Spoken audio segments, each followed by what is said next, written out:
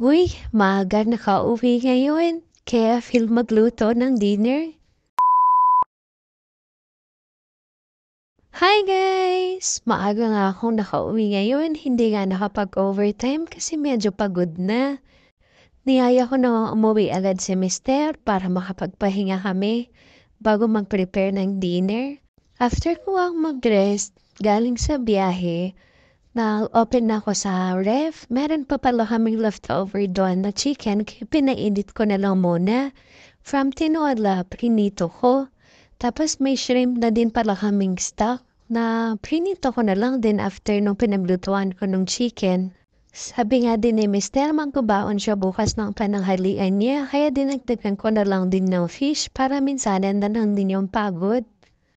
Pag ganito ang marami kaming niluluto ng dinner, yung mga may iwan dito, yun naman yung babaunin niya kinabukasan or agahan naman ng kapatid ko.